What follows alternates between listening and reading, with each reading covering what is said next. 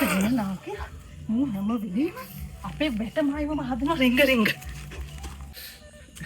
ඔය මොකදනේ ඔය අද බලු සේනයාගේ කොල්ල කට්ටියත් අම්මලා මට හොඳටම ගැහුවා ඔය ඌගේ පුතා මොකටදනේ ඔයාට ගහන්නේ කවුද දවල් සේනයට හොඳටම ගහලා මගේ අයිඩෙන්ටිටිය දාලා ගිල්ල ඔය එතන මේක නම් ඕගොල්ලන්ගේ ගෙදර කෙනෙක් කෙරුවේ ඔයා වව්පින්ට අයිඩෙන්ටිටිය සේනියට ගහලා එතන දැම්මා සේනියට ගහපු එක සාධාරණයි කියන්නේ ඌගේ වැඩේම ඌරු මීයා වගේ අනුන්ගේ මායිම් වැට මුල්ලවල් අතරින්ගන එක මට දරා ගන්න බැරි රත්තරනේ මේ අහිංසක මෙයාට ගහපු එකයි නේ මට හොඳටම දෙනවා ඔය අනේ මට ඔය රත්තරන් මූණ දිහා බලන්න බෑ අනේ ඔයාගේ මූණ තනිකර බැබුම් කෙනෙක්ගේ වගේ උඹගේ කෑ ගහිල්ල පාවෙනවනේ මම ඔක්කොම වැඩි බලයන් යන්න උඹලගේ මිනිස්සු කරපු දේවල් වලට මම දිහා පොපානේ ඔව් ඉතින් උඹට පුළුවන් දුවන්න විතරනේ හොඳ වැඩකට මමද පාලි හොඳ වැඩකට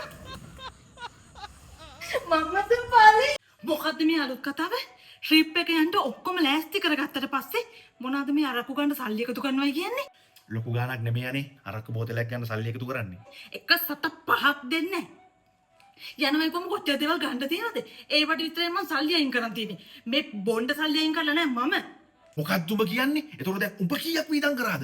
ඇඳුමේ පාටට සෙරප්පු දෙකේ පාට හෑම්බෑග්. එතකොට මේ උඹට ප්‍රශ්නේ මේ අපි මේ වීදම් නොකර තියෙන එක ඇඳගෙන මේ අරක්කු බෝතලයක් ගන්න එක. අනේ මේ මාව තිරසනෙක් කරගන්න එපා බා. හරිද? නිකන් මේ මම මගේ වීදමෙන් දැන් අරක්කු බෝතල් දෙකක් අරන් යනවා.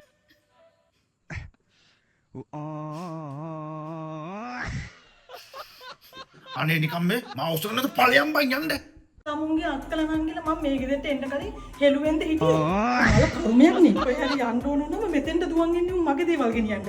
අරන් ගිය ඇඳුම් එකක්වත් තාවෙන්තුරු මට ලැබිලා නැහැ. හරි ඒක වැරදි තමයි. මම උන්ට කියන්නම්කෝ ගෙනල්ලා දෙන්න කියලා. ඒ වුණාට ඔම සාප කරන්න එපා ඕයි. ඔය ඇඳන් යද්දි උන්ට රෙද්ද රෙවෙයි. අමුසගේ කට වැදිලා. ඊයා. ඔවුන් ඇඳපුවා නම් ආයි මට එපා. නෑනලා කියන උන්නම් සාප. ඔවුන් ඉන්න ගේකින් කතාදයක්වත් මදින්න ඕනේ නැහැ. තමුසේ වගේම තමයි ඔය තමුසේගේ සහෝදරයෝ කල්ල කපටි අම්මන්ඩිලා.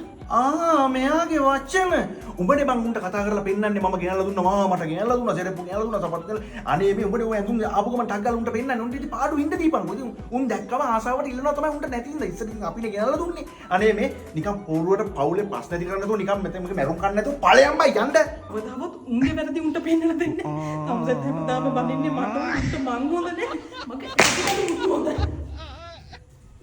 පුදුමයි. මොකද අද සාමෙට කතාව? එහෙම තමයි බං.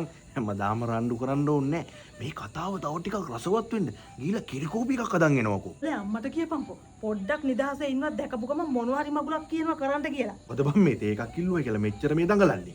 ඒ මිනිස්සයා 18ක් 20ක් වෙනකන් තමුසලා වැදුවා. ඒක එතන ඉවරයි.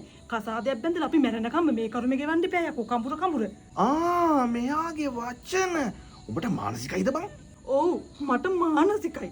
උඹලගේ පවුලේ උන් ආවත් කමු බොමු විතරයි. උන්ට කතා කරන්න වෙන කිසිම දෙයක් නැහැ. මීට වැඩිය හොඳයි උඹලගේ බඩගින්න නෙවෙන්න උඹලා ඔක්කොම එකතුලා මාව මරාගෙන කාපියව. යකෝ තේ එකක් කිල්ලලා අපේ මුළු හත්මුතු පරම්පරාවම බැනුම් අහන්න එපා. ඉතින් ඔබ කසාද නොබැලී ඉන්න එපා ගොනා.